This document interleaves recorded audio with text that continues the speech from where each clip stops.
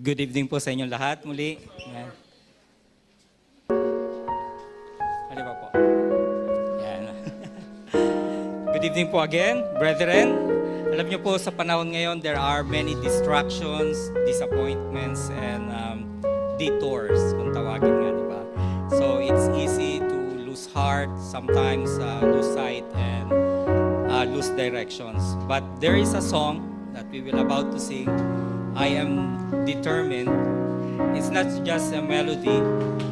It's a mission.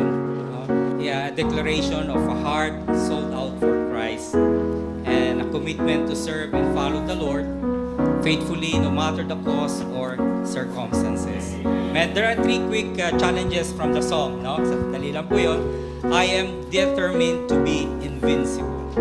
Amen. The word invincible, it means spiritually you are unshakable, diba? So not giving up in the face of trials. And so kaya nga we have been reminded by Apostle Paul in Romans 8:35-37, who shall separate us from the love of Christ? Shall tribulations or distress or persecution or famine or nakedness or peril or sword?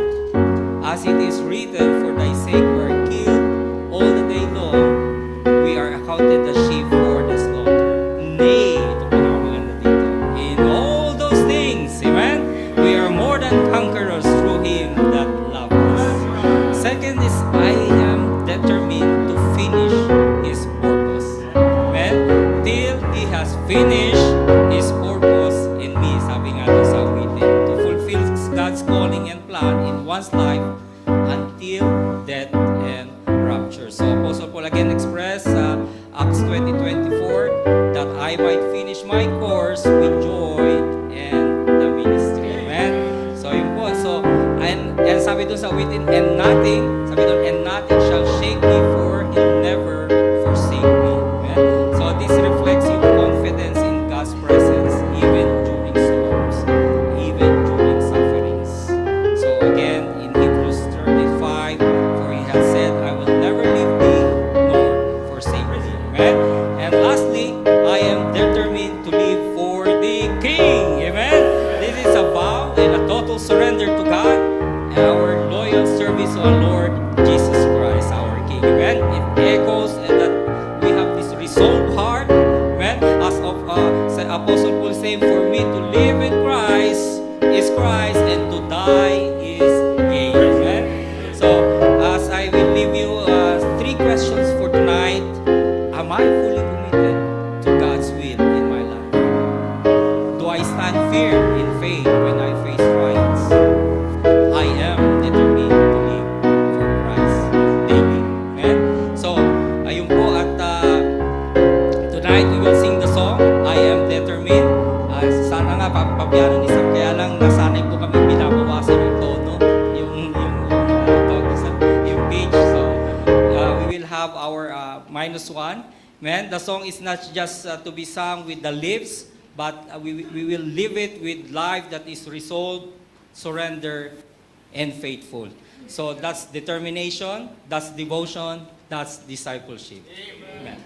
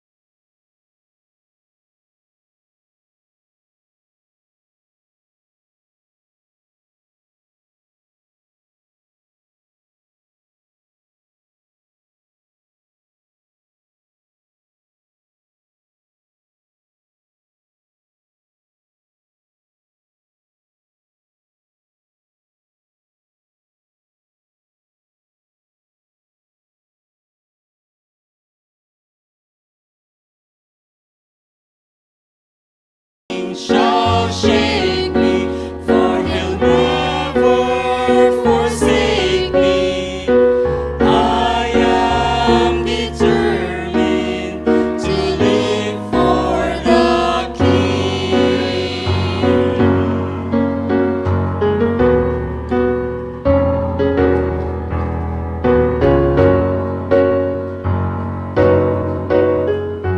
Hell's gates are trembling from saints' prayers ascending.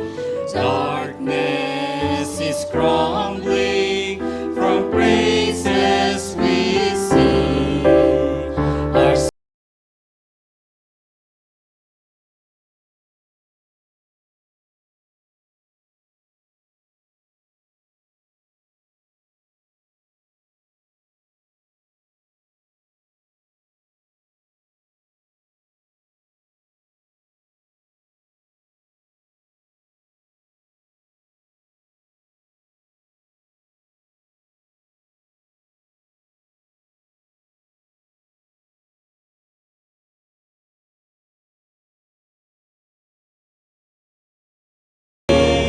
and nothing shall shake me, for he'll never forsake me.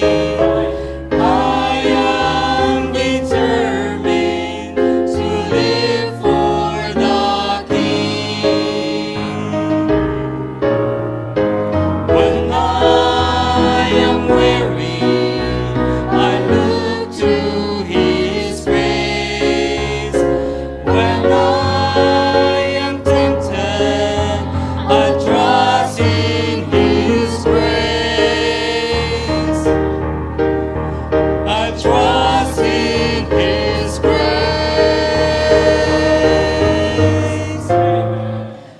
We are determined to be invincible till he has finished his purpose in me, and nothing shall shake me, for he'll never forsake me.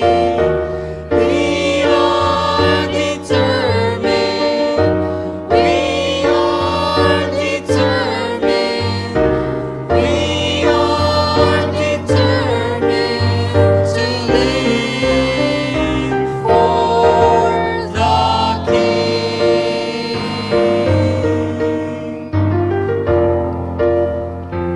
We will live for the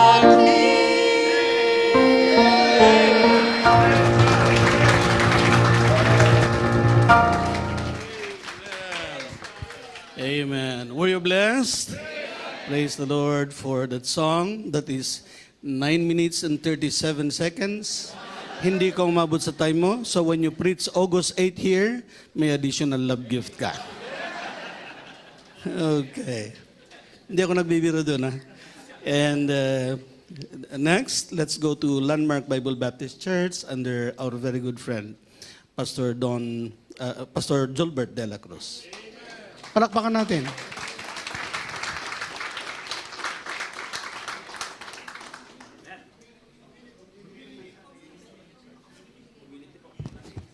Ano sinabi ko? Tinitingnan ko lang kung gising kaya. Community. Maraming po salamat, Pastor. Magandang gabi po sa bawat isa. Kami po ay aawit muna.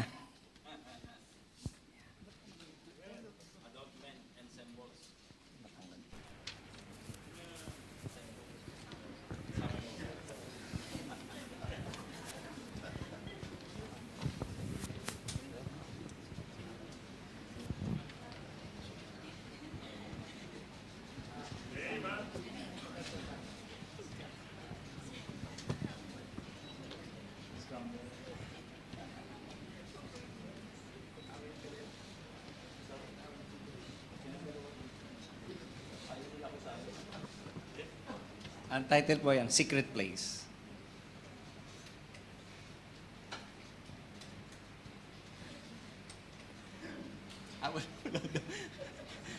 Wala ba?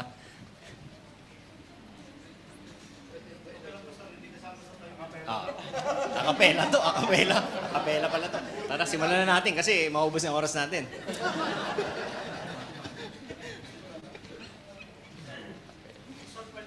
I-forward po.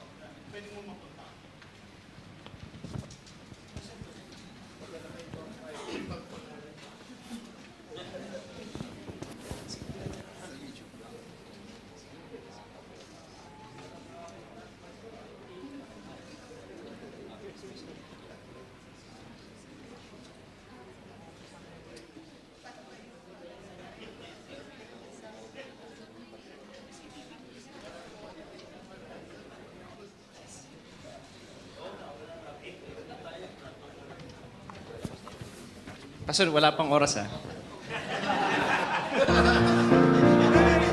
Teknik.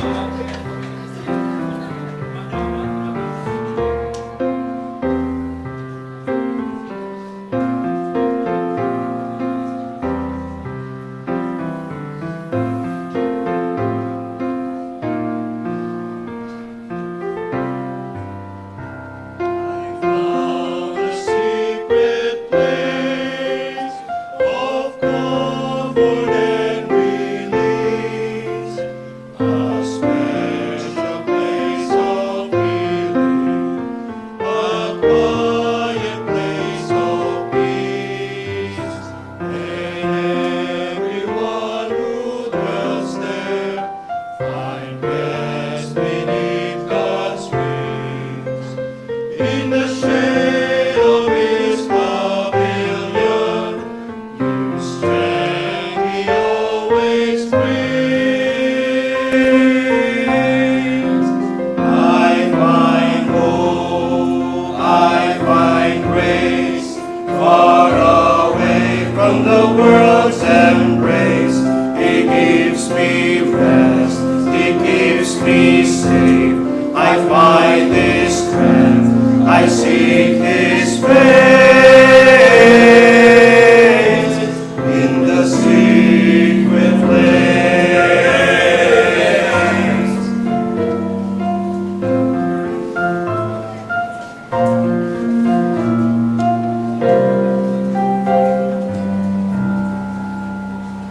In every trial He brings, my Lord will make a way to strengthen and protect me, to help me face each day.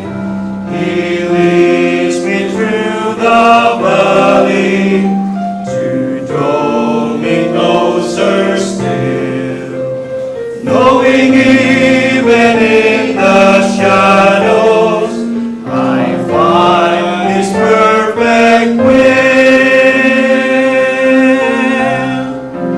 I find hope, I find grace, far away from the world's embrace.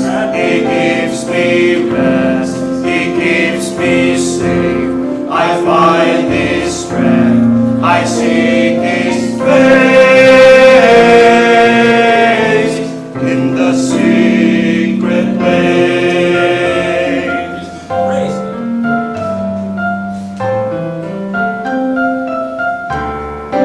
I find hope, I find grace, far away from the world's embrace. He gives me rest, He keeps me safe. I find His strength, I seek His face in the secret place. He gives me rest, gives me space in the secret place.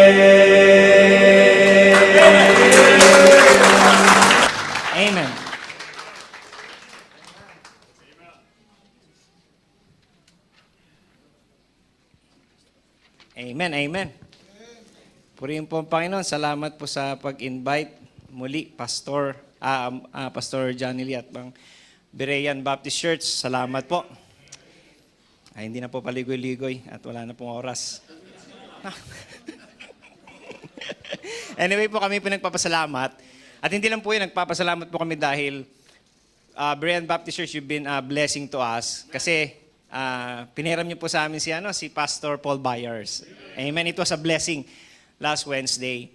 And alam niyo po na, nung kinakausap po namin si Pastor Paul Byers, hindi po namin naramdaman na bulag siya. No? We don't feel. Kasi po, we do believe that physically blind po siya, pero we saw a man that has a clear vision. We saw a man that, yung eyes niya po, it transcends beyond the temporal. No? And he beholds the eternal. Kaya po yung message po short message na maaari ko pong i-share po sa bawat isa. No? Because of the limited time, maging blessing po sa bawat isa to ma-apply natin sa ating everyday life po. No? Chunk of wisdom po from the Lord. Entitled A Clear Vision. No? A Clear Vision.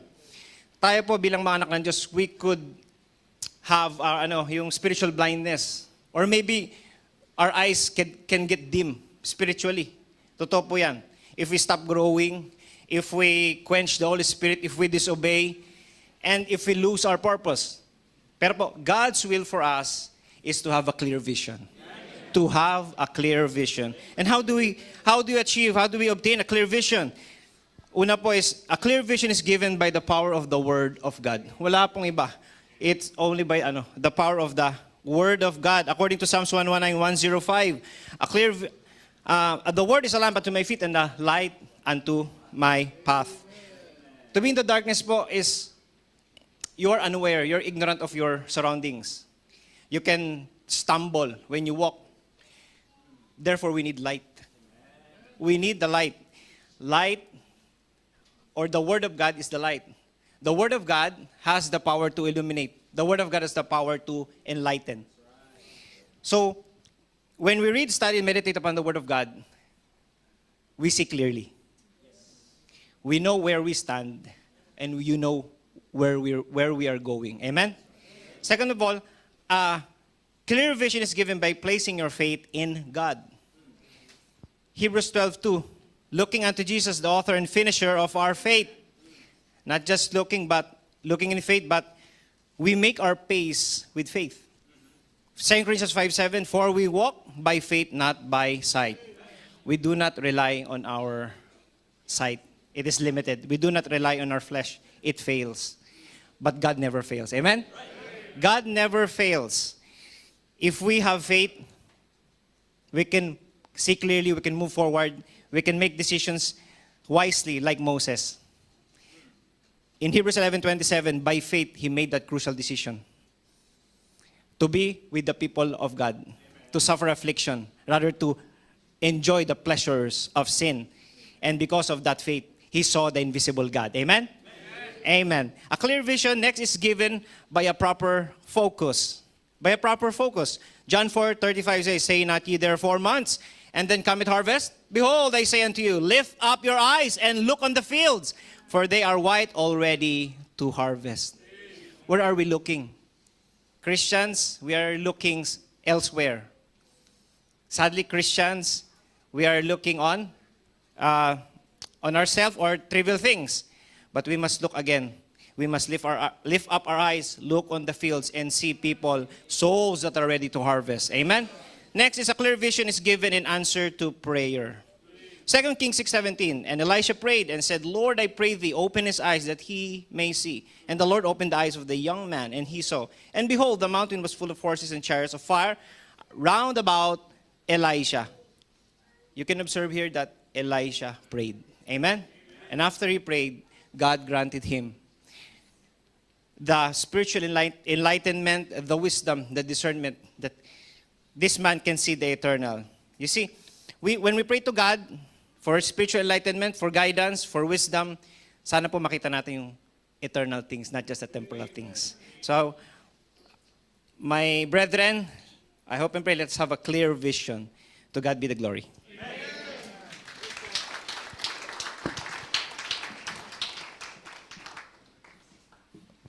Clear vision. Amen?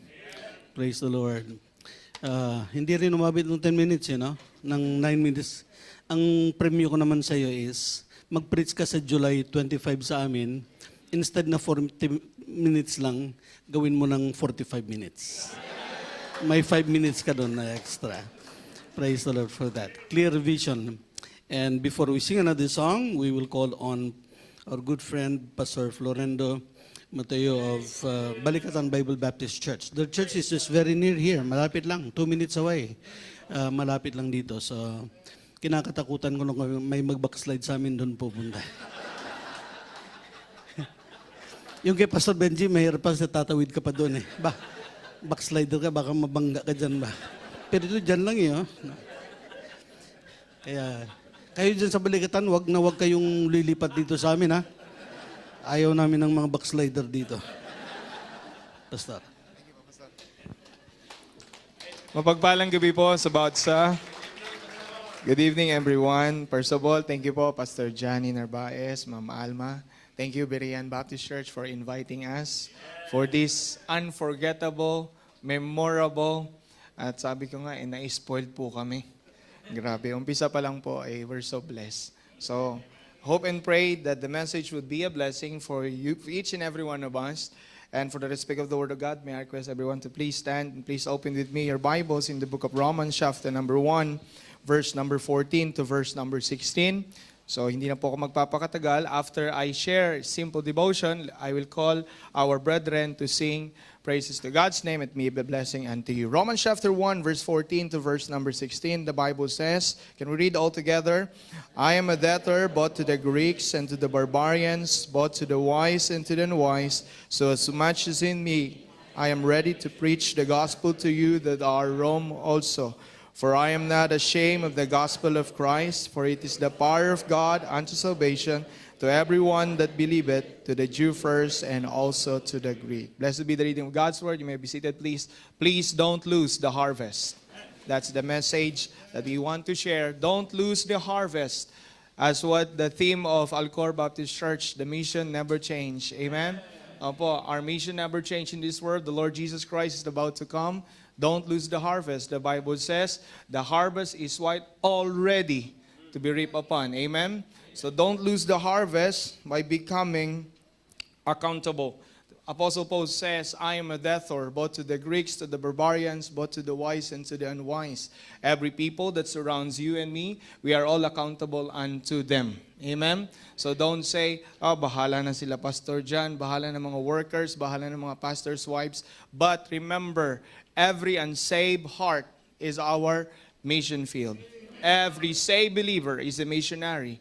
Don't lose the harvest, for we are all accountable on every people that we encounter each day. If you are an influencer, if you are a popular person, you are accountable to every person we meet each day at home, at school, in your work. Don't lose the harvest, as verse number 15 says. So as much as in me is, I am ready to preach the gospel to you that are Rome also.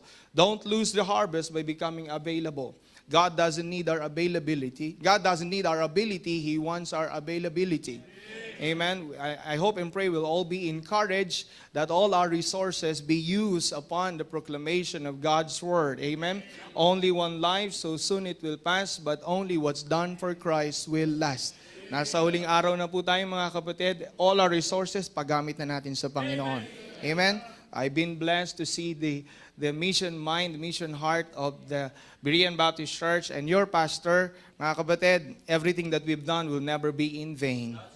Just be available for the Lord and in the ministry. Don't lose the harvest. In verse number 16, Apostle Paul says, For I am not ashamed of the gospel of Christ, for it is the power of God unto salvation to everyone, no matter what nationality. Amen? It's not an accident that we are here in Qatar. It's God's purpose for us to be here. Amen? Probably your purpose is just for work.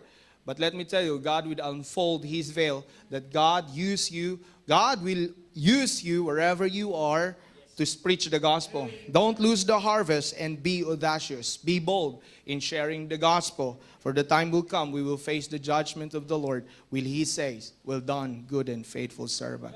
May I call on our brothers from Balikatan Bible Baptist Church, Doha, Qatar, And may we bless you by the song, Shall We Lose the Harvest?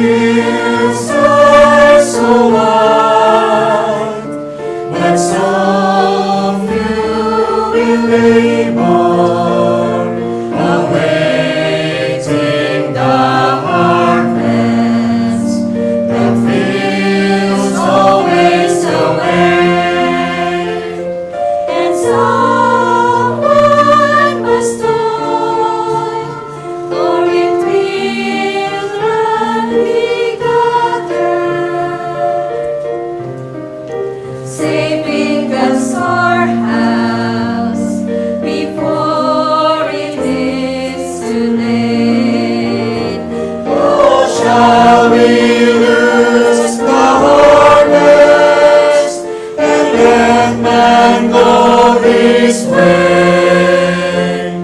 The fields left unattended can have no harvest day. So shall we work together and strive to bear the yield? Shall we lose the harvest or toil to reap the field?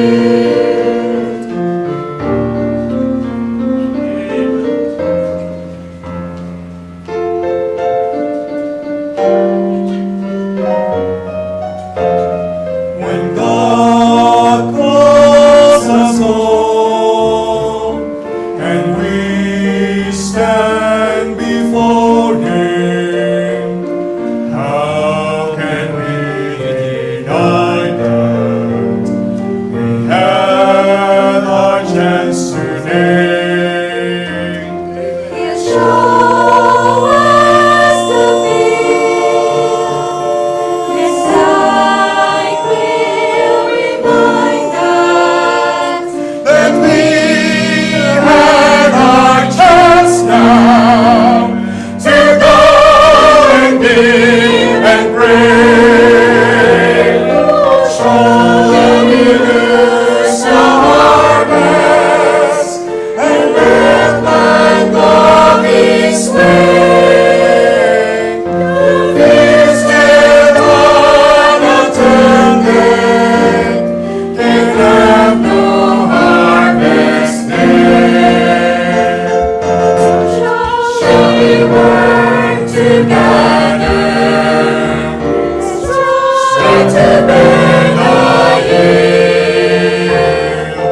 Shall we lose the harvest or toil to reap the field? Oh, shall we Lose the harvest or toil to reap the field?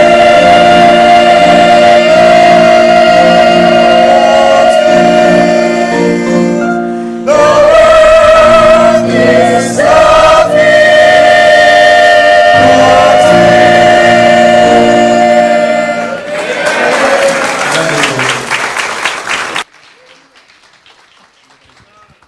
Amen. That's a blessing because it's about missions. And here at BBC, we love missions.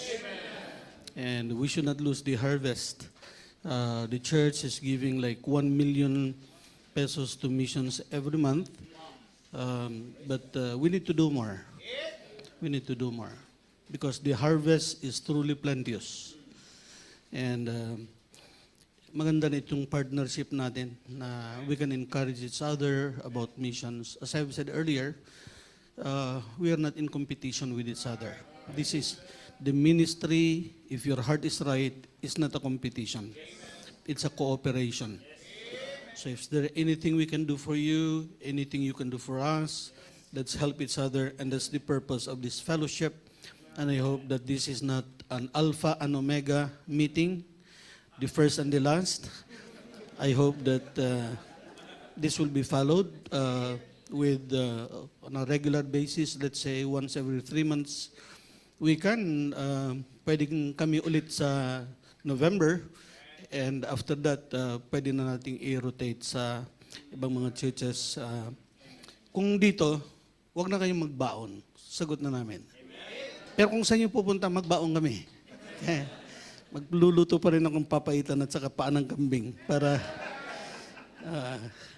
so willing kaming tumulong.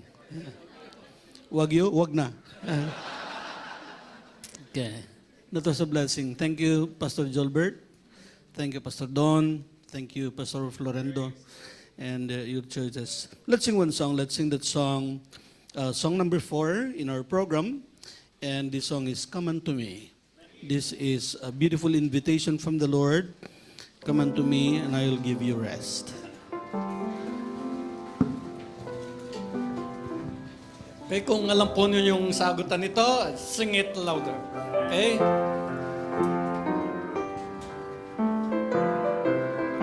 Okay, sing. Hear the blessed sing, calling their rest. All ye heaven laid, come to me at rest. Come the longest tarry, higher load will bear. Bring me every burden, bring me every care. Come unto me, come unto me. I will give you rest, I will give you rest. Take my yoke upon you, take my yoke upon you. Hear me and be blessed. Hear me and be blessed. I am meek and lowly. Come and trust my mind. Come and trust my mind. Come, oh come. Come, my yoke is easy. Come, oh come. Come, my burden's light. Are you disappointed, wandering here and there, dragging chains of doubt and loaded down with care? Don't holy feelings struggle in your breast. Bring your case to Jesus, He will give you rest. Come unto me, come unto me. I will give you rest, I will give you rest. Take my yoke upon you, take my yoke upon you. Hear me and be blessed, hear me and be blessed. I am meek and lowly, I am meek and lowly. Come and trust my mind, come and trust my mind. Come, oh come, come, my yoke is easy. Come, oh come, come, my burden's light. Stumbling on the mountain, dark with sin and shame, stumbling toward the pit of hell's consuming flame. By the powers of sin, deluded and oppressed, hear the tender shepherd, come to me and rest. Come unto me, come unto me. I will give you rest, I will give you rest. Take my yoke upon you, take my yoke upon you. Hear me and be blessed, hear me and be blessed. I am meek and lowly, I am meek and lowly. Come and trust my mind, come and trust my mind. Come, oh come, come, my yoke is easy. Come, oh come, come, my burden's light. Have you by temptation often conquered me? Has a sense of weakness brought distress within? Christ will sanctify you if you play His best. In the Holy Spirit, He will give you rest. Come unto me, come unto me. I will give you rest, I will give you rest. Take my yoke upon you,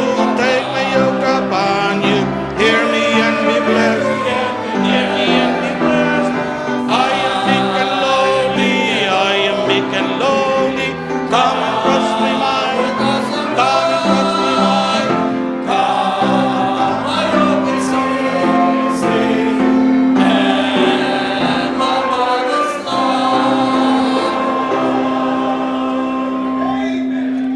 light. Thank you so much. You may be seated. What a wonderful singing. And praise the Lord for the privilege of coming together to fellowship one another and to exhort one another. As we continue, Pastor Benji had been a good friend for a long time, as I have said. I've known him since 2011. And one thing na pinagpapasalamat ko sa Panginoon, he was the one who brought Pastor Ed Bunyog here before. And that was the only time I met Pastor Ed Bunyog, and that was the only time I heard him preach. And he preached that message on living on a borrowed time. So let's all welcome Pastor Benji Castrense. Amen. It's good to be saved. Amen. Praise God, from whom all blessings flow. All right, I would like to encourage and share to you the Word of God tonight, found in the book of Acts. If you may stand, follow me as I read with your eyes.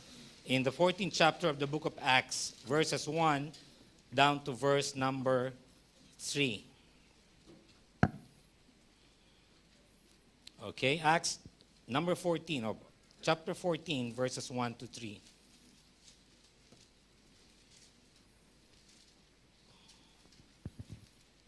All right, are you there? All right, so, okay, I think we better read it all. Ready? Read. And it came to pass in Iconium that they went both together into the synagogue of the Jews, and so spake that a great multitude, both of the Jews and also of the Greeks, believed. But the unbelieving Jews stirred up the Gentiles and made their minds evil, affected against the brethren.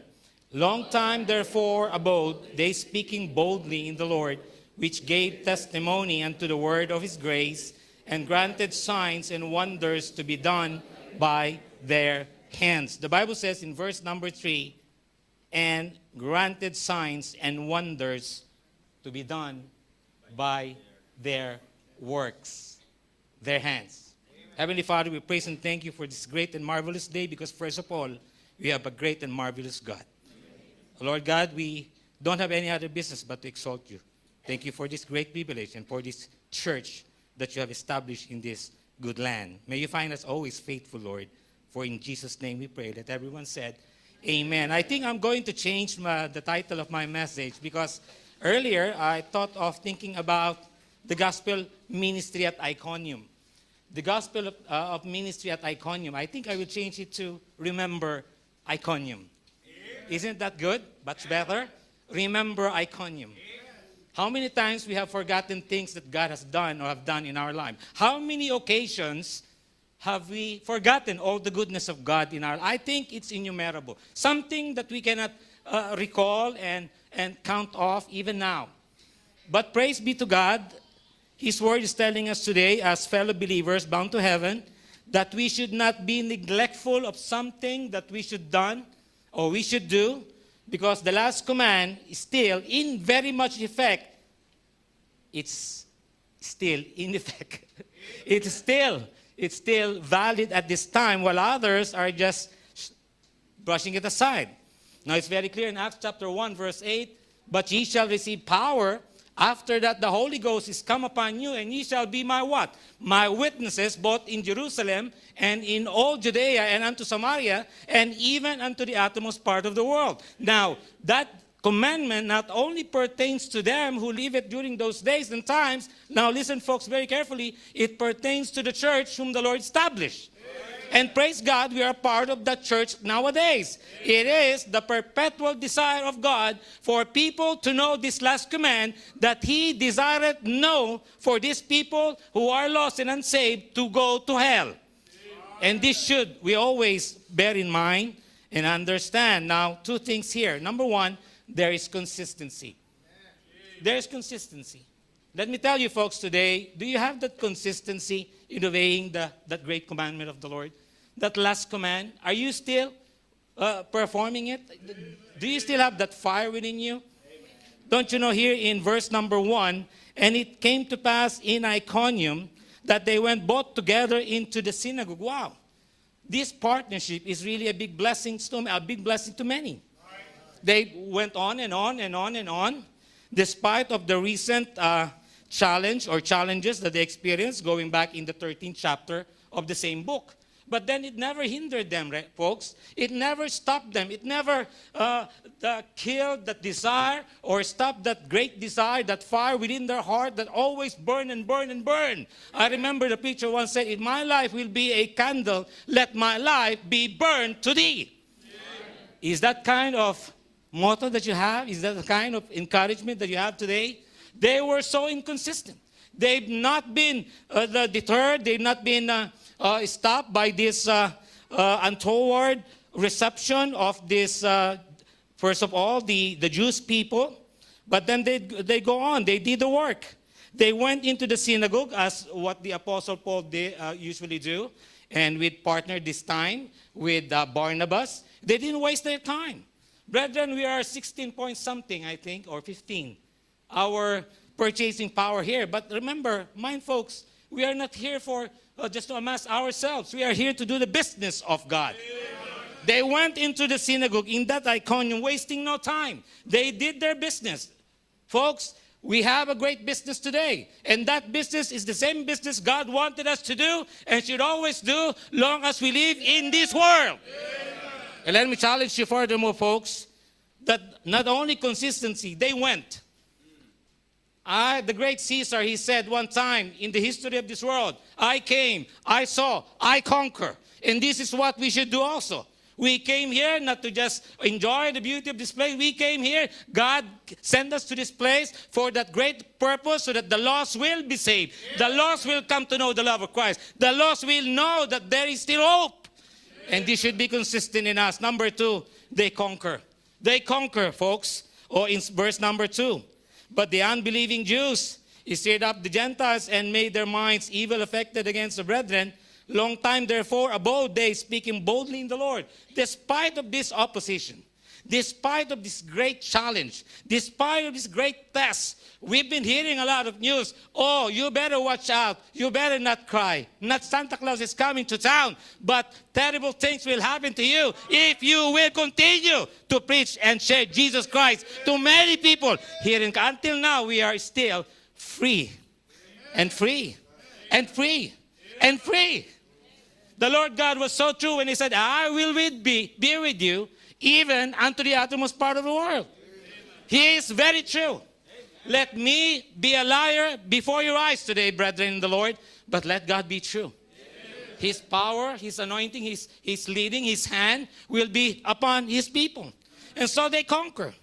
People got saved.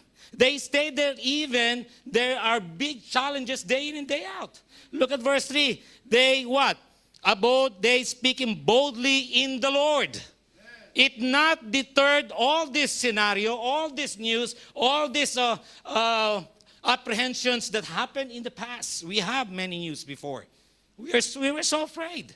But the long as I stay here and fulfill that calling of the Lord on me is that I always prove and see the hand, the power of God. Really, it is true.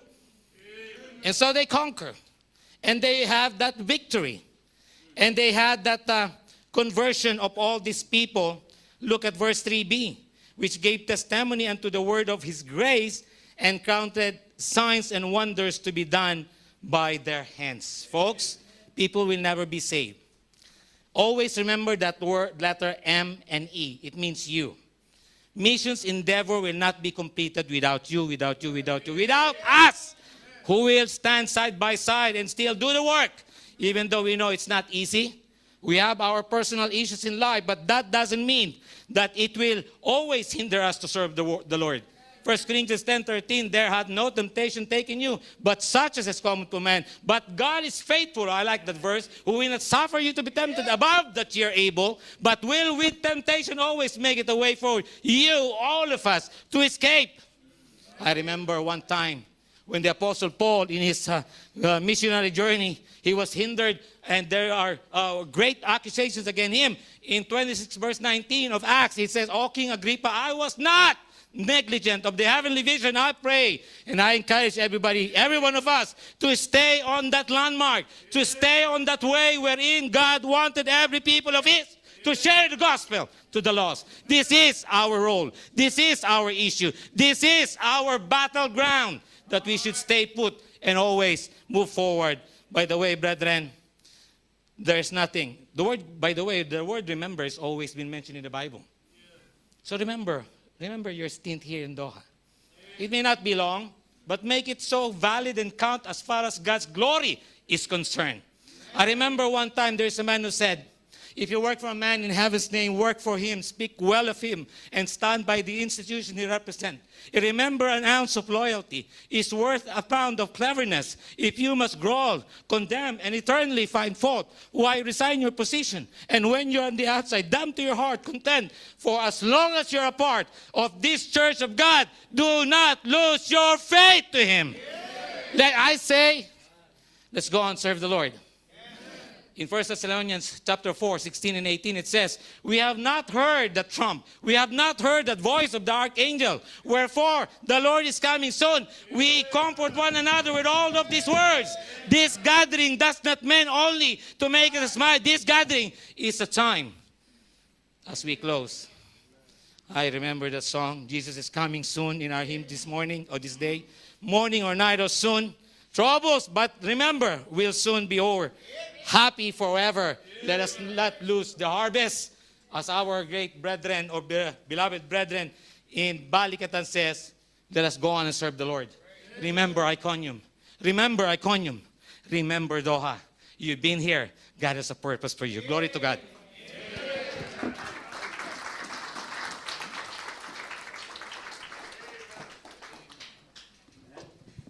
Amen. The Lord tells us to remember because we tend to forget. And so, remember Iconium. What the man says, maiikli lang ng mga messages, pero kung pakikinggan mo, hindi lang ng tenga, pakikinggan mo sa puso ba? It will have an impact. And, okay, let's proceed to the next one. And we will have Pastor Dr. Raymond Nohadera. Kapag nagme-message kami, tawag ko sa kanya, Doc. And this one is a blessing to me.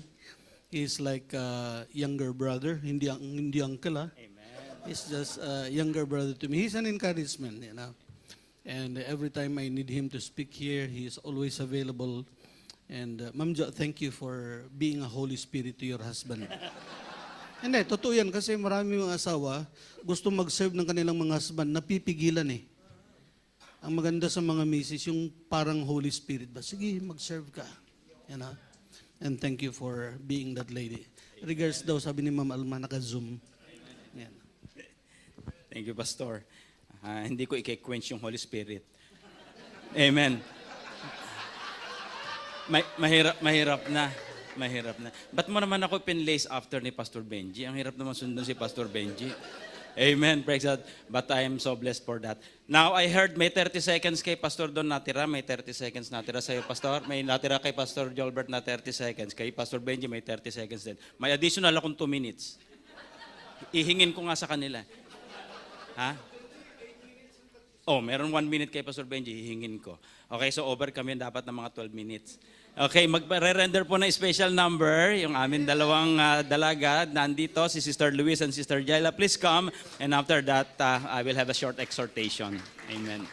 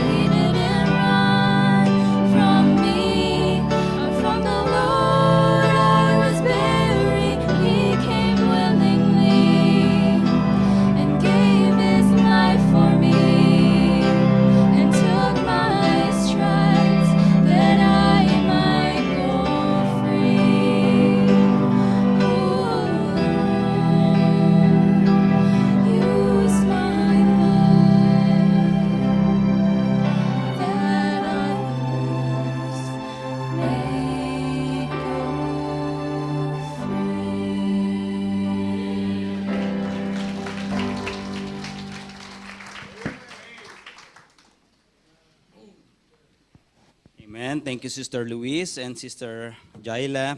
Thank you, Pastor John, BBC Brethren, for doing this. And thank you, fellow workers, once again for coming. What a blessed time to see and encourage one another. Okay, my time is limited. I'm ready to be offered, and the time of my departure is at hand. So let me introduce to you quickly. Let me test. Okay. All right. Amen. So let me introduce to you a 5-letter word which is very vital and important for our gathering tonight. It is the word ayaw niya. Okay. Okay. Nawawala.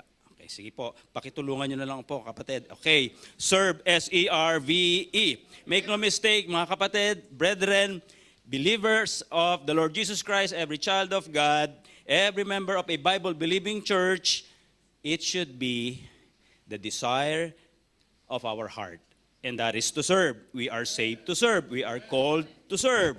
With that, let me expound this 5-letter word starting from S, and that is the word, of course, our salvation. Okay? Ayaw niya. Okay, so the first is the word salvation. Our salvation is not confined because of the idea that our soul is just going to heaven after we got saved. Kung yun po ang premise ng ating salvation, then therefore, we should all be in heaven already, but we are still here, gathering right now, because we are to serve. If that is the sole premise, then we should be raptured by then. And we can learn from the perfect response of Apostle Paul, mga kapatid, when it comes to understanding what he needs to do right after salvation. We can see that in Acts chapter 9, verses 4 to 6.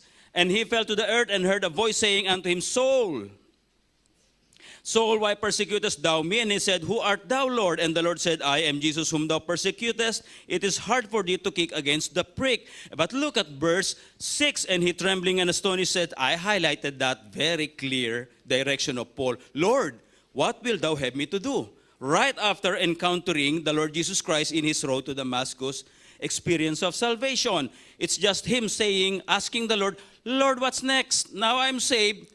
Anong gagawin kung susunod? Asking the Lord, what's up, Lord? What's next? You see, God saved Paul to serve as it is for us. A person cannot serve and please God if that person is not yet saved, and when it comes to salvation, it starts from, when it comes to service, it starts from salvation, Philippians 1:6. Being confident of this very thing, that he which had begun a good work in you, the good work is salvation, and he will complete it, perform it, until when? Until the day of Jesus Christ, until his second coming. So therefore, simple, if you are saved, serve. If you are saved, serve. But the question is next, when is that environment? Okay? When is that environment? Saan? God instituted the church. Because it is the place where we wanted us to save. We Christians, especially as Baptists, tayo po, we reject the idea that a Christian can serve outside the church. Cannot. It should always be in the church. Again, in Acts chapter 13, it is Paul and the rest of the men, when they were called by the Holy Spirit, saan sila? Nagmi-minister daw to the Lord. Where? In the church. They are ministering in the church. Because serving is God glorifying. And Paul says in the book of Ephesians, if it is God glorifying, therefore, be in the church. And serve God in the church. And it's also rewarding, mga kapatid. Because serving is rewarding. Colossians chapter 3, verses 23 to 24, And whatsoever you do, do it heartily as to the Lord, and not unto men, knowing of the Lord ye shall receive the reward of the inheritance, for you serve the Lord Christ. Mga kapatid, I cannot think of any other thing that we should be doing than serving the Lord. We are all professionals. No, we are all Christians who happen to be professionals. We are all Christians who happen to be workers. We are all Christians who happen to be employees here in Qatar, not vice versa. Katulad ng sinabi ni Pastor Benji, right? Anong gagawin natin right now? Here in Qatar, we are Christians first. Then second is the professional, and then second is the nurse and the engineer and the architect and the workers and the employees here in Qatar. And second in V, it is the word vacancy. Okay? It is the word vacancy. Pastor, marami na kami sa church. Pastor, occupied na po lahat yung mga mga gawain sa simbahan. The answer is a big no. Because in 1 Corinthians 12, chapter 12, verse 14, for the body is not one man, but many. So if you are a member of the church, you are part of the body. There is a role specifically for you. Kasi kompleto nga, body. Kaya ang sabi nung isang nag-quote, there's always a room for everyone. Regardless of the numbers, regardless of how many the members of the church is, malaging merong specific role for each and every one. And finally, lastly, when we serve God, when we serve others, we become an encouragement, of course. 1 Peter chapter 4, verse 8 to 10, and above all things have fervent charity among yourselves, for charity shall cover the multitude of sins. Use hospitality one to another without grudging, as every man hath received the gift. Even so, minister the same one to another as good stewards of the manifold grace of God. When we are serving God and others, the grace of God flows in the church. And when the grace of God flows in the church, what will you expect? Everyone will be encouraged. Amen. 1 Thessalonians 5:11, wherefore comfort yourselves together and edify one another, even as also ye do. As we end, serving starts from the day we got saved, in where? In the environment which is the church, and it is a rewarding undertaking. It is always having a vacancy. There's always a room for everyone. And when we do that, we are a source of encouragement. Let me end this by one of the quotation from my dear pastor friend. Pakilagay nga po. Amen. Ano po yung sabi niya? Basahin natin. Ano po yung sabi niya? Pakiclick po. Pakiclick po ulit. If you have the eagerness to serve God, you will find plenty of ways to serve Him. And then, but if you lack eagerness, you will find plenty of excuse. Hindi ako ang nagsabi niyan. Marami pong salamat. May this be an encouragement and blessing to each and every one.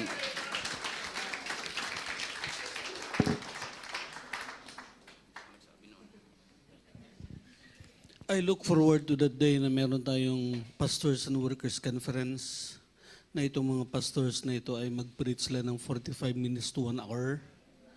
Instead na merong sports day, magandang gawin no?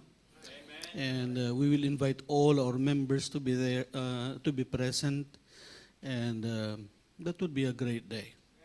And one of these days, that will be a dream come true. Kasi honestly speaking, I am very timid sa mga kasamang mga pastors. And I should have done this probably a long time ago. No. But this is a good start, and thank you for the messages already, Pastor Jolbert, Pastor Don, Pastor Florendo, Pastor Benji, thank you. Powerful preaching, and Pastor Raymond. Well, we have one more. Hindi mo tinutuo yung sinabi mo eh. Hindi mo ginamit yung extra ng time eh.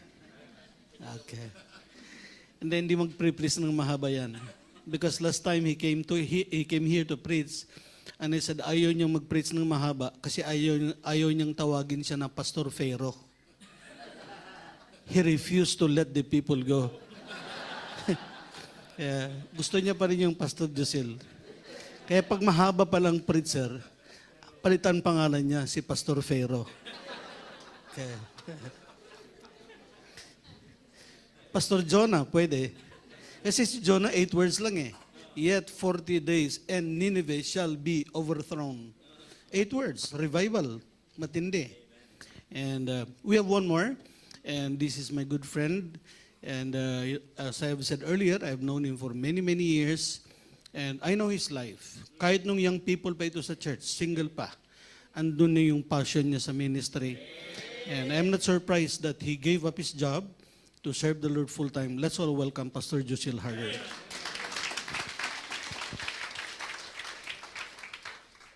Amen. Thank you, Pastor. And glad to see you all here, mga pastors sa Doha, and looking forward for this time that we will gather together again. So last time, kasama tayo dun sa anniversary, and ngayon ay dito naman sa kay Pastor John. So when Pastor John says that we will have this fellowship, I'm very happy. Pero I'm sad kasi linagay ako ni Pastor sa huli. May galit ata si pastor eh. ikaw pa naman ilagay sa huli sa mga pastor na nagpipreach na nauna, no? Parang kinabahan tuloy ako. So open your Bible in Psalms 133 verse 1. Psalms 133 verse 1. We'll just read one verse and I will just give some challenge for tonight. Psalms 133 verse 1, we'll read together. Ready? Start. Behold how good and how pleasant it is for brethren to dwell together in unity. Amen. Let us pray. Lord God from heaven, empower me. Speak through me, Lord, this night. In Christ Him's name we pray. Amen. Amen. So, kinabahan ako kasi halos lahat nag-special number. Okay. Sabi ko, Pastor Raymond, awit ba tayo talaga? So, Pastor Raymond, hindi, may special number ako, 2. Sabi ko, patay. Wala kami special number. Buti na lang si Pastor Benji, walang special number. Kaya, ligtas. Pastor Benji, thank you ha. May kasama ako eh. Si Mrs. nagtanong sa akin, sabi niya, may special number din tayo. Sabi ko, wag, baka mauwi sila lahat. Okay, hindi kasama yun, Pastor ha. Tumawad pa eh. Nung sinabi ni Pastor,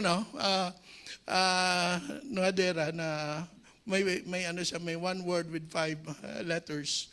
Sabi ko na, yari, pareha kami. Parehas yung namin. But iba pala yun sa kanya. I'll be giving you also one word with 5 letters, and that is unity. Unity. Ito yung kailangan natin eh. Why we are here? To be united. Okay? Why God wants everyone us here to work and to minister in Doha. To be united. Hindi tayo tatagumpay kung hindi tayo united. Amen? Dapat lahat tayo ay united. Kaya dito sabi ng Biblia, how pleasant it is for the brethren to dwell together in unity. Letter U, we need to be united in one cause. And that is soul winning. Dapat united tayo lahat doon. Hindi tayo mag-away-away, hindi tayo contest about those things. We need to be united in soul winning. That is why lahat tayo involved sa soul winning. Okay? And that is the most important thing in the ministry, soul winning. Okay? Lahat tayo ay produkto ng mga soul winning. Okay? Hindi ka naligtas kung walang may soul winning sa'yo. Nagbigay ng oras para sa'yo. And let us give time also to others na hindi pa nakarinig ng salita ng Panginoon. Ang dami dito sa Doha na dapat natin abutin. And we just lack people, we just lack time, and some others that are available, hindi nila ginagawa. That is why we need to push the church to go on soul winning.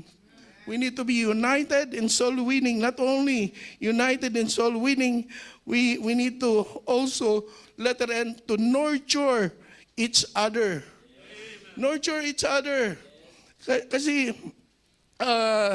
yung ibang mga churches, hindi pa kumpleto yung mga pangangailangan. Okay? So we need to help each other. Kung may mga kailangan yung ibang churches at mayroon tayo, we need to share. Dapat magpalakasan tayo bawat isa. Hindi sino man naman yung magtulungan kundi tayo mga Baptist churches dito. Nakakahiya naman na ibang church pa magtulong sa atin, di ba? We need to nurture each other. Tulungan lang. Minsan kasi hindi ko mo malaki ka ng church, wala kang pangangailangan. Mayroon. At yung ibang mga small churches ay mayroon sila na wala ka. So we need to exchange. We need to exchange. Wag lang yung member.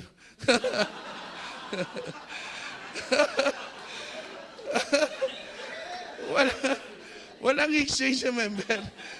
Tulong lang, tulungan lang tayo. Baka mag-aaway na naman.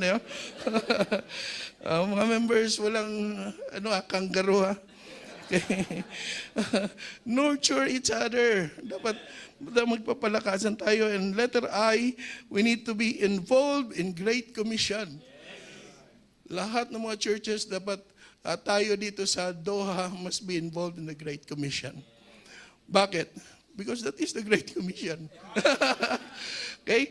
Remember this. If you are involved in the Great Commission, you are involved also in the Great Commandment. Ano yung sabi ng Great Commandment? Love the Lord with all thy heart, mind, soul, and strength. If you love the Lord, you go soul winning. Tama? And pangalawa sa niya, love your neighbor as yourselves. Paano mo yan gawin? Mag-soul winning ka.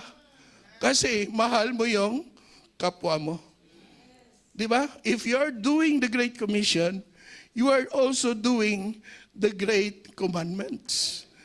Kaya dapat tayo lahat ay, sabi natin, gumagawa tayo, mahal natin ang Panginoon.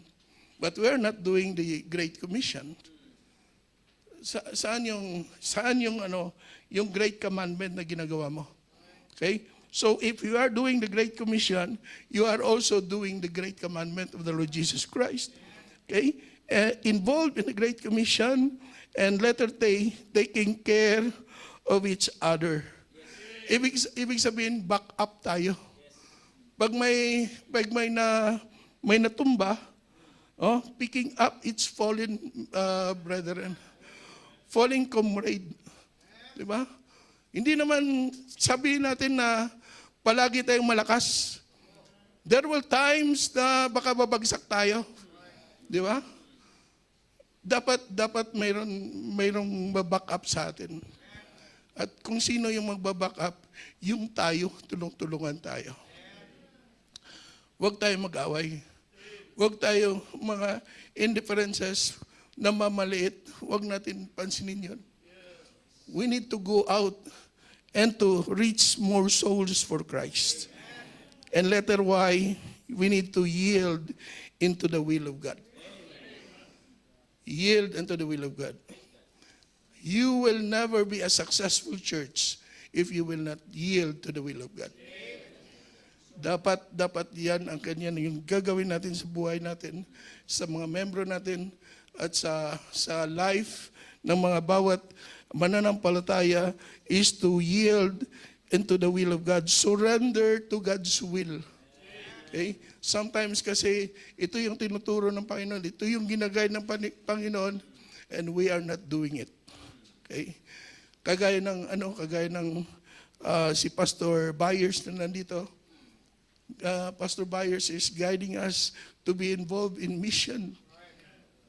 But if we are not doing it, then we're not doing the will of God.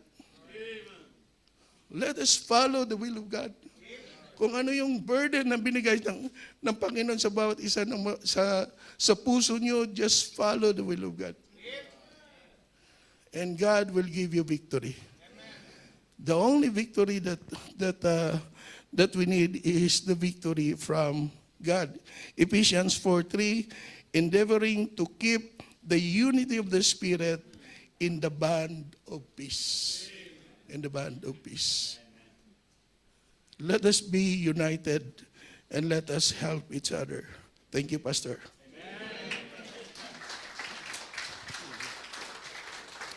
What a blessing. Amen. When Pastor Byers sent me a message, he gave me his schedule that he will be arriving July 7 and leaving on the 13th. And so I tried to schedule him in different churches. And I said, what will we be doing on Saturday? So I came up with the idea to have pastors' wives, and workers' fellowship. and have him challenge us. Only to find out that he is flying Saturday morning. And so only nagkamali siya ng schedule. Pero hindi nagkamali ang Panginoon. God knew it all along. And so I sent the messages, lahat ng mga pastor na to, okay, I gave them options, cancel the fellowship, or ituloy natin na tayo-tayo lang, and the unanimous ang suggestion. Kung nandito si Pastor Bayer, siya lang nag-preach. Pero ngayon, narinig natin itong mga pastors. And we are blessed. Every message is different, from serving to unity, to remembering Iconium, to having a vision. And I hope that you will remember these sermons. And I'm already blessed. Okay, I'm already blessed. And these pastors will be preaching. Pastor Gilbert on July 25.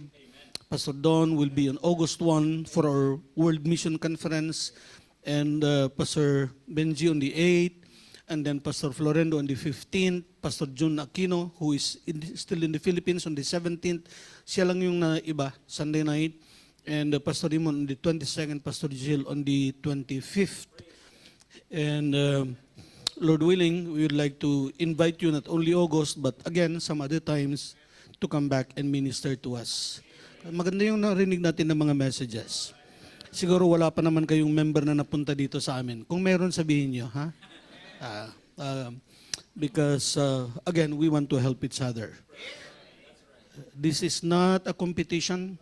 This is a cooperation. Again, if there is anything we can do to be a blessing to your church, let us know. Isang tawag lang po kami. Anytime you need help, I promise you will be here. And I'd like to thank our members for the support. When we planned this, nag-meeting lang po kami. Isang meeting lang, tapos na. I said, I need money for this, I need money. So many gave, and I said, kung sino lang yung willing. So yung pagkain, yung binigay sa inyo, all those are gifts from our members. And I just made one-time announcement. And the gifts is, meron pa kaming surprise mamaya. It's not over yet. Brother Wong, you come and lead us one song, and then I'll give you a short challenge from the Word of God. May I request everyone to please rise and let's sing, Shall We Gather at the River?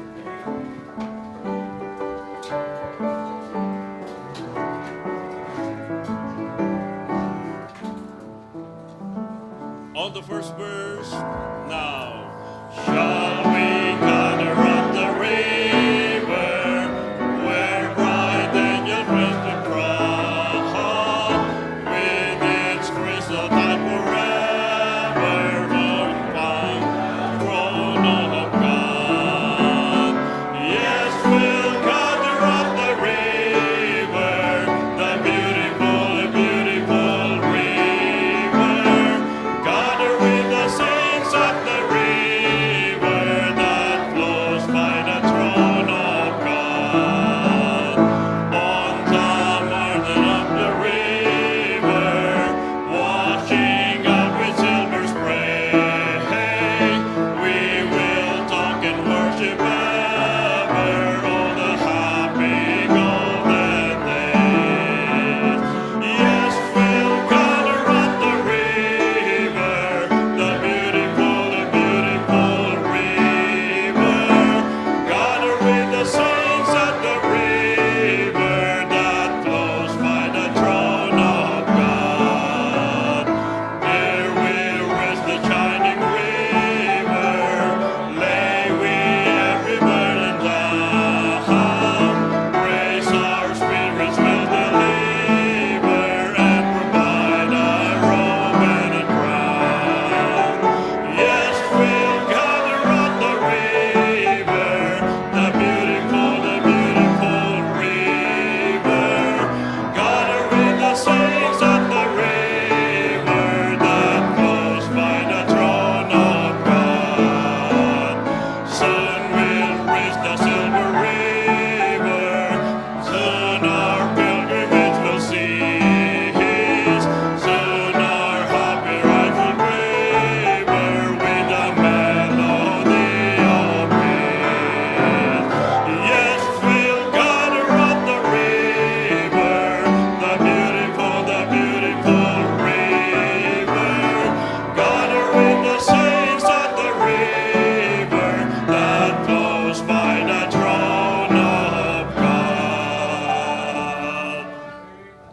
please remain standing and turn your Bibles to the book of Acts.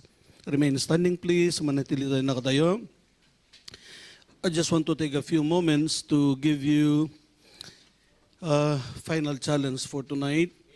And I hope that this will be a blessing, especially ang mga pastors. And this is for all of us, but especially a message sa ating mga pastors. Acts chapter 28, and when they were escaped, then they knew that the island was called Melita. And the barbarous people showed us no little kindness, for they kindled a fire and received us everyone because of the present rain and because of the cold. And when Paul had gathered a bundle of sticks and laid them on the fire, there came a viper out of the heat and fastened on his hand.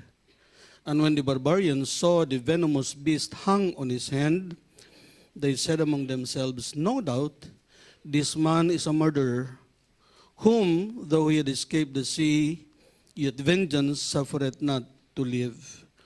And he shook off the beast into the fire and felt no harm. Howbeit they looked when he should have swollen or fallen down dead suddenly. But after they had looked a great while and saw no harm come to him, they changed their minds and said that he was a god. I entitled the message, it's in your handout actually, The Viper's Bite. I'm very thankful to the Lord for the messages that were delivered by the pastors. You know, iba-ibang napaka-balance ng message, but I hope that this message will help all of us, Christians, workers, especially mga pastors. I really have a burden about this message, and I hope it will help you.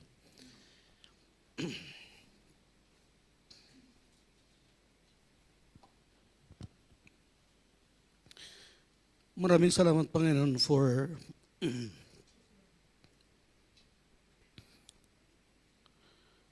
bringing us together to this place. Lord, this is a dream come true. It has been the yearning of my heart to spend time with pastors, their wives, and their workers, their members in their church. And you brought us here today, and our hearts are already stirred with the songs that we sang and the songs that we heard rendered by the churches. But Lord, the most important thing why we are here is for your word. And I pray, Father, that you will bless this short moment the same way you have blessed the 6 other preachers already. Na sana, Panginoon, itong mensahe na ito will not just be another message, but it is you speaking to us. Giving us that solemn warning that we have an enemy. He's like a viper who wants to destroy us. And I pray that this message will be embedded in our hearts and in our minds, and that we will remember it the rest of our life. Bless your servant, bless your people, bless your word. In Jesus' name we pray. Amen. You may be seated. Paul was in a ship. Kung babasahin natin yung story, there were 275 others, and they were sailing to Rome. And Paul already warned them. I encourage you to read this passage when you go home of the danger that lies ahead, but inignore nila yung warning. Di nila pakinakinggan. Kasi he was a prisoner eh. Bakit mo naman sa pakikinggan eh, andyan yung kapitan, no? So they did not listen to him. Well, they were met with a tempestuous turbulent or a violent strong wind na called Euroclydon. And all 276 passengers were in danger of losing their lives. Sa verse number 14, ang sabi niya dyan, or sa verse number 20, you will see how desperate they were. And, difficult situations reveal the kind of leaders we are. Difficult situations reveal the kind of leaders we are. So during the time, Paul stood up and he told the people not to panic. Sabi nga niya, be of good cheer. Can you imagine, 14 days na, wala kayong kain. They are all, sabi ng hope of surviving is already gone, and so they thought they will die. And Paul stood in the middle of the storm and said, be of good cheer. As they continued to sail along, they reached the island of Melita. May maliit na island doon. And Paul gathered a bundle of sticks. And I guess you know the story. And when he laid it on the fire, according to my verse number 3, a viper bit him. He was bitten by a venomous serpent. I want to show you 3 things that Satan uses in destroying pastors and Christian workers. In the 45 years that I had been in the ministry by the grace of God, I have seen so many victims. May isang kaibigan na isang promoter din ng missions. He is a good man. But he was bitten by the serpent. He is no longer a pastor now. I have another friend. He came here before. And he was also bitten by a viper, by Satan. He's now in jail. He's accused of so many things, and the saddest thing is the daughter had depression, and lately she took her own life. I wish those men had the chance to hear this message. Sana kung narinig nila ang mensahe na ito, baka hindi nila nagawa yung ginawa nila. And again, Satan uses 3 things to destroy us. And I pray that this message will spare at least one of us. Or not only tayong mga pastors, but also Christians that are here. One of the things that Satan uses is accusation.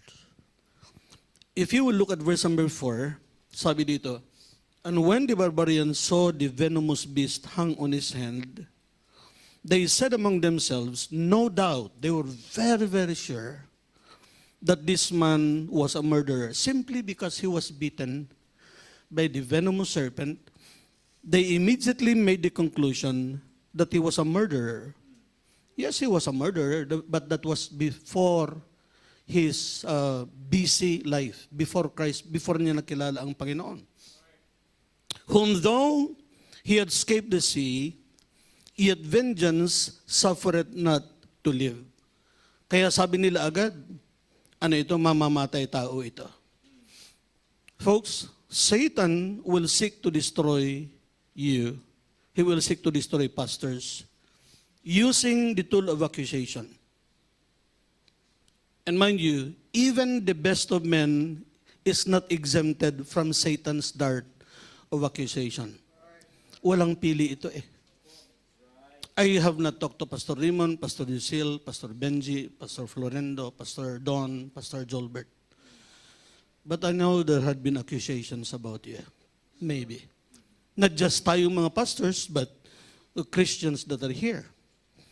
And I will not be reading all the verses, but you think of Joseph. Joseph was a God-fearing man, yet he was accused. And the evidence was very, very convincing. Hawak-hawak ni asawa ni Potiphar yung damit niya eh. How can you prove your innocence if you were Joseph? See, even the best of men are not spared from Satan's dart of accusation. There will come a time when you will be accused of something very serious. Hopefully, there is not a truth in those accusations. You know? Sa mga pastors, there are basically 3 areas in which we are accused. One is administration. The way we run the church, na parang tayo yung may-ari ng church. Sabi ng Panginoon, do not be Lord over God's heritage. Do not be, sa 1 Peter chapter 5. But some pastors are being accused with the way we administer the church. Ang complaint ng iba para tayong mga tyrants. Here in BBC, I don't count the number of people who are serving me, and they know this. I am counting the number of people I serve. I'm counting the number of people I serve. Kung may mga kainan sa mga bahay nila, I can wash the dishes. But that's me. But there are some pastors who are accused of administration, the way we run our church. We should run the church realizing that it's not our church, it is God's church. Hindi sa atin yan. There are Africans that comes to our church. When you come on Fridays, that section right there and here, yesterday we are packed here and you know why I love Africans? Because the Lord loves them. And so we should run the church the way the Lord would love or would like to run the church. Sometimes you are also accused not only with administration but with assets. Pera. Okay. Again, I hope that the accusations are fabricated. But if it's true, then we need to repent because we try to make it private or hide it. But we know what the Bible says, be sure your sin will find you out. Okay? We are also accused of adultery. Especially those two. Kung hindi kwarta, kwarto. Okay? Yeah. So, again, it's not worth it. It's very painful. It's very devastating. Kaya, ang advice ko sa mga pastor is, we should ponder on the scriptures, walk in the scriptures, pastor wisely and carefully, especially in counseling with women, especially in trying to influence the ladies in the church. Let the ladies influence the ladies. Let your wife influence the ladies. Cultivate, promote, and cultivate an intimate relationship with your wife. Cultivate, promote, and cultivate an intimate relationship with your wife. Keep your honey in the honeymoon. Pray and make a covenant with God. Nadinig ko si Pastor Doug Season, sabi niya ito, if you as a pastor will make this commitment, for sure you will not commit adultery. Itong covenant na ito. He said, if I am going to commit adultery tomorrow, Lord, kill me today. Lord, if I'm going to commit adultery tomorrow, kill me today. If you are bold enough to make that commitment, you will think twice before committing such a sin. And let me also advise sa mga ladies dito sa church or sa mga churches, do not be a Bathsheba. Do not be the cause for a pastor to fall into that sin. Okay. So let's beware because the viper will bite us with accusation. The second one is animosity. Look at verse number 5. And he shook off the beast into the fire and felt no harm. We all experience hurts sa ministry. Kayong mga members, makinig kayo. Kasi napaka-sensitive nyo. Ewan ko sa ibang mga churches ha, pero dito sa amin namigyan yan eh. We get offended very easily. We get discouraged very easily sa ministry. May narinig lang tayo, nasaktan na tayo, apektado na yung attendance natin sa church. You know? What is wala po, pastor. And then you'll just find out na meron na pala siyang ill feeling. So we all experience hurts, bitterness, and discouragements in the ministry. It is caused by a painful experience or it is caused by people we love. Sometimes ang nakakasakit pa sa atin ng mga pastors are the people we love, yung mga taong tinutulungan mo ba.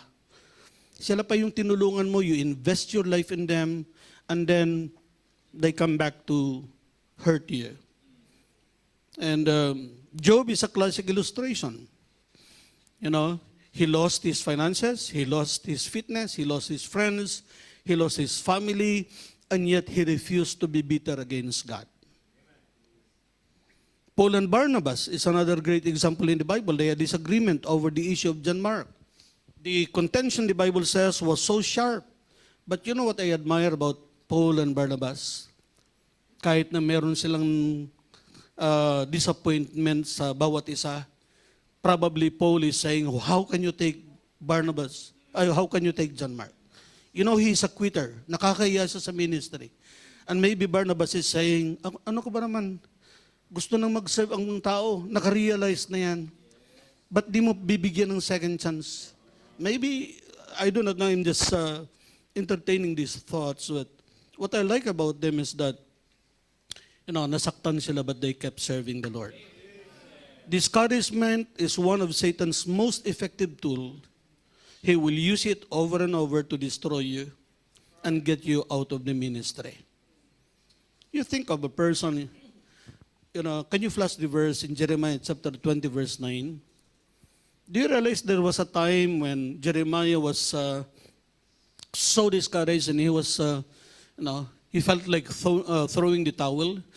Ito sabi niya, then I said, because he never experienced a time of peace during his 40 years of prophecy. Sabi niya, I will not make mention of him. I'm giving up, nor speak anymore in his name. But what did he say? But his word was in mine heart, as a burning fire shut up in my bones. And I was weary with forbearing, and I cannot stop. I cannot stay. Gusto niyang tumigil. Kasi pinagdaanan niya na lahat.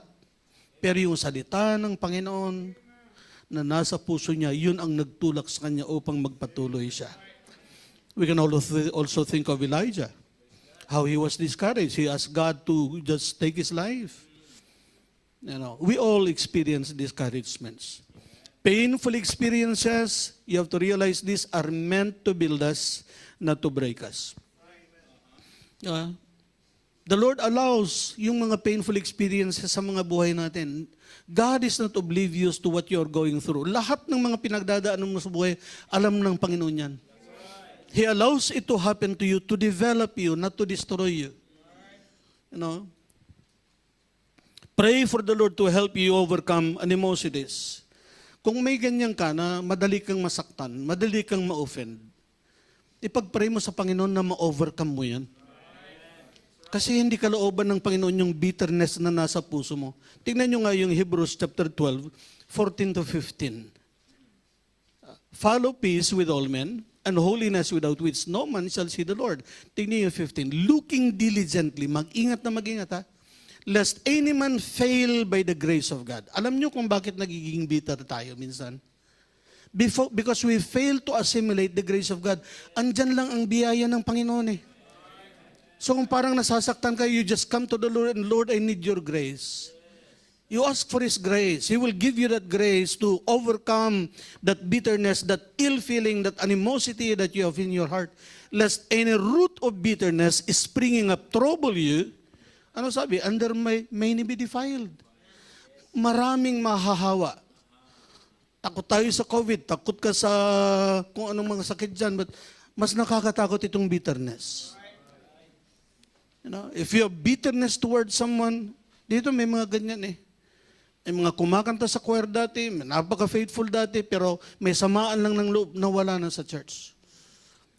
And I hope that we will ask God and pray for God to give us that grace so we will be able to overcome those things.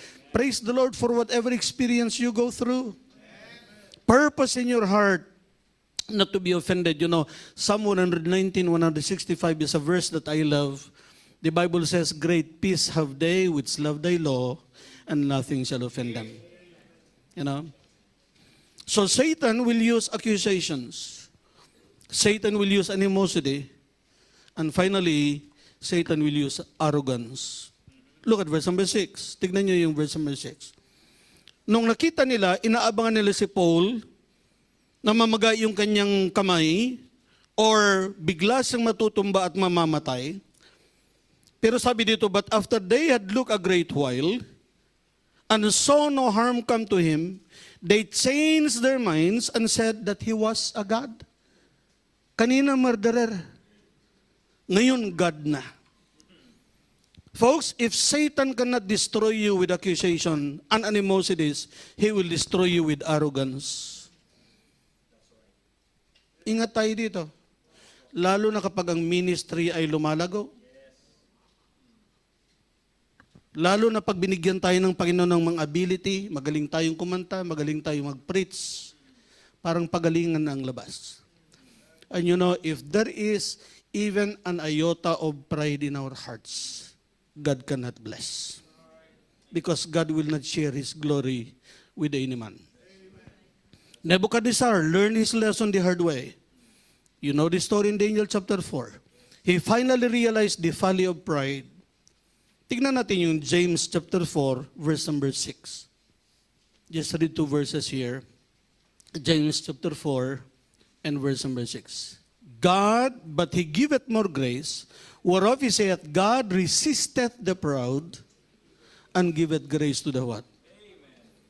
We belong to one of those two characteristics. Is there pride in our heart? Or is there humility in our heart? And again, that verse in 1 Peter chapter 5 and verse number 5 share the same thought, the same idea. Ano sabi dyan? Likewise, ye younger, submit yourselves unto the elder. Ye all of you be subject one to another, and be clothed with humility. For God resisteth the proud, and giveth grace to the humble. Success in life and in the ministry can cause us to be proud. However, we should remember that is all because of the grace of God. Wala po tayo dito. Hindi ko pwedeng sabihin, ang BBC hindi naging ganito kung hindi dahil sa akin. Sino ako? Nobody's. Hindi tayo God can use somebody else. So we have no reason to be proud. Tignan niyo po yung 1 Corinthians 4:7. May mga tanong po dyan. For who maketh thee to differ from another? Sinong gumawa sa inyo na ganyan ka? Matangkad ka, pogi ka, mayamang ka, matalino ka. Who made you that way? Ano sagot niyo doon? Sino? Sagutin niyo. Ang Panginoon. Di ba? And what hast thou that didst not receive?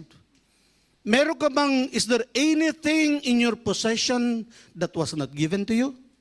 Do you have it already when you were born? So the answer to that question is none. Everything is given. Now if thou didst receive it, why dost thou glory? Binigay lang naman pala sa iyo yan eh. Ang Panginoon naman palang gumawa sa inyo na ganyan ka. Eh sabi niya, bakit ka nagmamayabang as if thou hast not received it? Folks, let us not be arrogant because God hates arrogance. What should we do? Praise God for successes attained and give Him the glory. If God gave you the ability to sing, praise God. But be humble. If God has given you the ability to preach, you're not preaching to display your knowledge. How good a preacher you are, hindi po ganun. It is the communication of truth. Preach against arrogance and the sin of pride. Prepare yourself. Pride usually strikes after victory. Kapag meron kang mga victory, mag-ingat ka kasi dyan papasok yung yabang. Okay? And pattern yourself after the Lord Jesus Christ.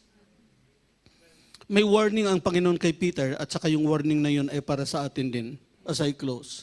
Luke 22 verse number 31. And the Lord said unto Simon, Simon, behold, Satan hath desired to have you that he may sift you as wheat. Palitan mo yung pangalan ni Simon, lagay mo yung pangalan mo. As if saying, Raymond, Satan wants to have you that he may sift you as wheat. We have an enemy whose mission is to destroy us. Yun ang pinaka-purpose niya, especially tayong mga pastor. We should not stop resisting him and fighting him until we finish our earthly race. Many of our comrades has carelessly succumbed to his lures. Marami na tayong mga kaparyo ng mga pastors, marami na rin mga Kristiyano, they have succumbed to Satan's lures and has devastatingly fallen into his snare. And we should and we must learn our lessons before it's too late. Masakit po yun pag may nangyari sa atin, nahulog tayo, nakakumit ng adultery, hindi na po tayo pwedeng magpastor. Disqualified na po tayo sa ministry. I know, you will probably say, bakit si ganito? Makapalang po ang mukha nila. Pero sa Bible po is very clear. Once you have committed that sin, you forfeit your right to be a pastor. You are disqualified from the ministry. You can still serve God, but not as a pastor. And let us not be so confident that it cannot happen to us. Because God says, wherefore let him that thinketh he standeth take heed lest he fall. Katulad nung sinabi ni Pastor Josie, let us pray for one another and encourage one another. Let us be sober, let us be vigilant, because our adversary the devil, as a roaring lion, walketh about, seeking whom he may devour. Do not bite the bait. May pain po si Satanas, ingatan po natin. Always remember this. Accusations, animosities, arrogance. Satan will use this to destroy you. Will you please bow your head and close your eyes? And we will pray. I will pray, and then after ko po mag-pray, I will ask Rayleigh to play the piano softly. Let's have an invitation. I know we have a small altar here. Maybe God spoke to your heart. God has given us 6 messages tonight, 7. If God spoke to your heart, I believe He did. There is not a single Christian here na hindi nakatanggap ng challenge sa salita ng Panginoon. And if God spoke to your heart, I will pray, and then after I pray, we will stand. When we stand, the piano will play. You come. This will be a short invitation because of our time. But I'd like for you to come. Lord, we thank you for all the messages we heard tonight. These messages are from you. Help us, Father, to have personal revival in our hearts. Help us as pastors to make this commitment that we won't do these things na pinaalala nyo sa amin, Panginoon. I hope and pray that members of our churches will also make a decision tonight. Bless this short invitation. In Jesus' name we pray. Shall we all stand? Would you come? Dito po tayo sa harap, dito sa taas. Tumayo lang po tayo dito. Wala po tayong malaking space. Dito muna tayo. Dito muna tayo.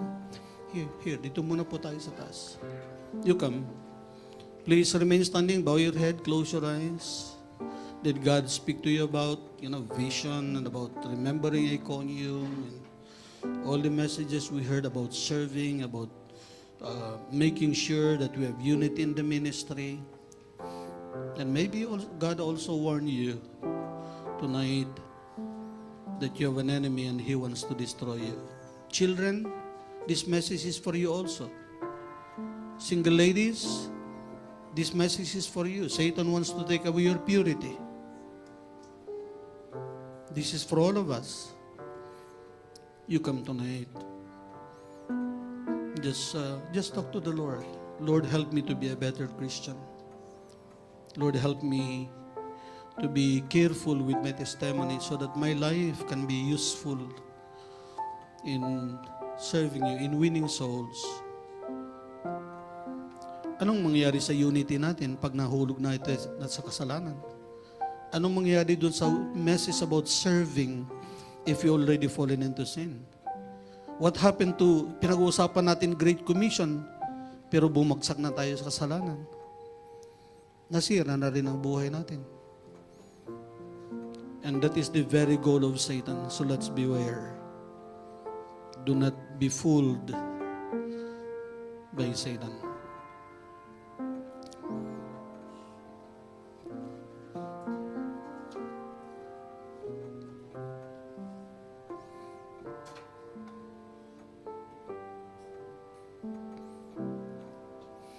Loving Heavenly Father, we praise you and we thank you for your goodness. Lord, what a joy to see Community Bible Baptist Church and Landmark Bible Baptist Church and Balikatan Bible Baptist Church and Scripture Bible Baptist Church and Dunes Baptist Church and Alcor Baptist Church joining Berean Baptist Church tonight.